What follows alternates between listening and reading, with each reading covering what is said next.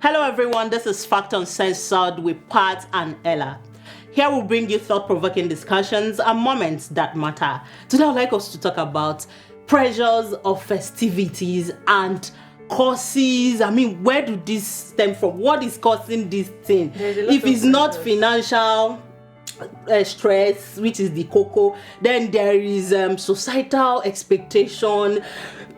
I mean, what do you have to say? There's a lot of pressures. Talking about the societal pressures, let's just go down to the family, because the family make up the society, of course. So just imagine, there are incidents and cases rather on social media and all. You see families are saying, this person bought car, this person bought a bag of rice, this person bought oil for their family, bought cow. What are you buying for us? So there are pressures that from the family, a lot of pressures and to meet up. Yes, and before you know it, people are like, every part of them is being pressurized to do what they are not supposed to do because it's festive. But do you think these pressures are mostly on men, if I must say? Because no, I mean, are they? No. Okay. It's talking about pressure. It's everybody. Especially right? If you are the breadwinner. Oh yes. Oh, I think I understand. If you are the breadwinner, whether male or female, just know that the pressure is on your head, because I've seen breadwinners that are female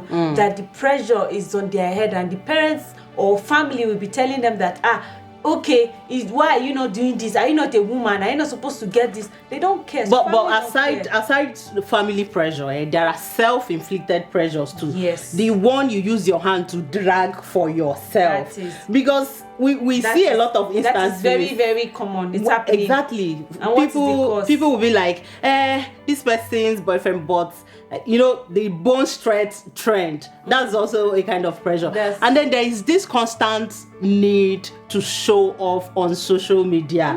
That one is driving me nuts. I don't know why people need so much validation. I don't know. Social media has done a lot of damage. A lot of harm than good. Yes. And it's because most people don't know the source of other people's income. Exactly. You just see this person is buying a car, is posting it on social media, you're thinking, you don't even know the source of the money. Exactly. You see this person is building a house, this person is buying this for their family, or is doing this for his girlfriend, buying hairs, doing money bouquet, and you're thinking you don't know their source of money. So like you said, self-inflicted issues. Yes. Social media does a lot of that to people. Exactly. Talking about this social media thing, we cannot even end it because it's very, very vast. It's very, very vast. And social media is meant for us. Is to bring us together. To people are in competition with others. And social media, if I'm to say, yes, and social media is an enabler. You come online, like you said, you see what Mr. A is doing, and you want to do. You feel, if Mr. A is doing it, I can do it. That's not necessary. If there's anyone you have to be in competition with, that should be yourself. Bringing us back to pressures of festivity. And again, talking about poor financial management. Management, yes. People I don't want to mention name because people here. Don't mention name, no. People don't plan. Yeah, people don't plan, and that leads to borrowing and overspending, be it festive period or not. We're talking about it because it's the festivity, but lack of financial planning brings a lot of stress to you. True. Yes. Because if you plan, if you have a to-do list, you draw a priority list, that's the word I'm looking for, then you do the things that are important, you do the things that are necessary. It's not compulsory that you must travel during Christmas. I've seen girls that went to buy hairs and they don't have one single indomie in their house. Do you understand? Poor financial planning. Exactly. That's where it comes in.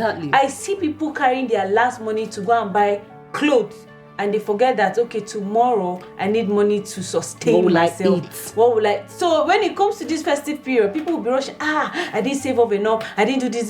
So before you know, people are just, the pressure will be too much. Okay. Yes. Now talking about the pressures, do you think, aside self-inflictment, right? Do you think there's a way the government can help its citizens out? In as much as yes, it's not compulsory to go around buying things you don't need or buying gifts for anybody, but we must eat food. Yes. And festive food hits differently. And you know the prices of things doubled before now, but because of the festivity, it has tripled. So do you think the government can mediate to ease the strain on individuals or families? Is there a way? There's one of the ways that I feel if the government should look into it, these pressures will reduce. Is the price control. Okay. Why does it have to be that it's during festivities or all these festive periods? That's when prices shoot up. That's a huge question. Yes. Instead of coming down. Instead of okay, it's a festive period. Yes, let's make it easy for everybody to enjoy.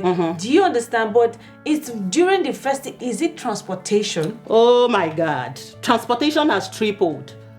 From here to here is a lot of money. Yeah. Is it the food? Everything is but expensive. How much is bag of rice? Okay, so you're saying the government should come up with policies? Policies to regulate all these things. It's going to actually reduce the pressures, because if everybody can afford, but of course, if everybody can afford these things, why not? Of course, there will not be much pressures. 100%. I understand you. I understand you. And then the companies should also come up with a lot of incentives to help their workers. This would also ease off the pressure on people. Of course, that's if it's not self-inflicted. If we're talking about self-inflicted, now you bring up for yourself. Now you know how you go take sort yourself out. And then again, the season is whether we like it or not, there's pressure in the air. Right? There's pressure in the air. You want to achieve this, you want to get this done, but that's not necessary. I mean, like I said earlier, is the year that is ending, not the world. These things we cannot just say it's not necessary. We want to do it. Yeah, but how about self-discipline?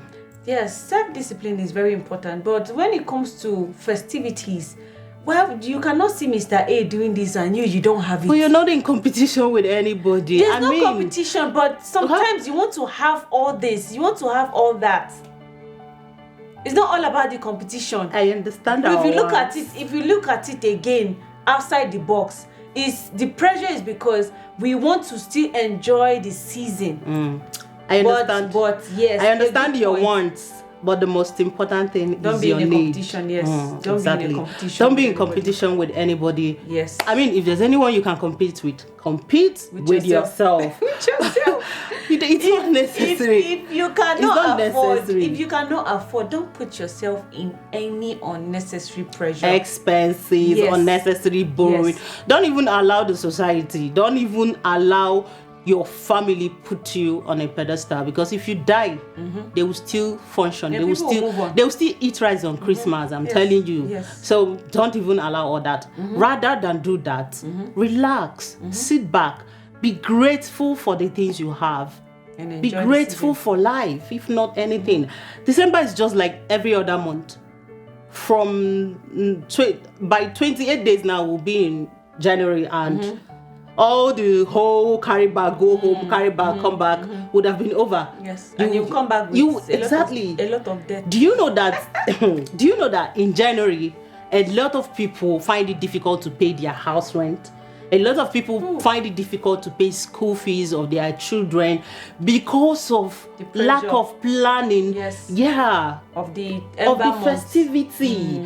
I mean, it's not necessary. Some wives will even go as far as giving their husbands headache because of what Mr. Chief A has done for the wife. So it's not necessary, my dear. It's not. Give us a take home. You don't need all this pressure. Give us a take home. So this is it. Somebody once told me that take care of yourself first. If you don't take care of yourself, people will leave you and take care of themselves. Next of kin. Yes. No go pity that thing. So no pressure. I know the season is for enjoyment, to be happy, share gifts. If you cannot share gifts, pray for people. Kill yourself. If you cannot, there's no need for that pressure. Yeah. You get it? There's no need for that pressure. So enjoy the season. Do whatever the little that you can do for yourself, and please don't borrow. Yes. Yeah, This isn't that's it's the not for key borrowing. word. Don't borrow, That's the please, key word. Don't borrow, because don't you're borrow. not borrowing to invest. You're borrowing to spend, to eat. Then how are you going to pay back? Exactly, that's absolutely not necessary. Yeah, don't I borrow. mean, you should be contented with what you have. You should be, you should learn more about financial education, right? That would help you. And then self-discipline. Don't be easily thrilled with what the person by the side is doing. I mean, your source of income is not the same. It's not worth it. It's not. All right. This is where we draw the curtain on today's episode of Fact Uncensored with Pat and Ella. Do well to follow us on all our social media platforms. Till I see you again, stay safe. Bye.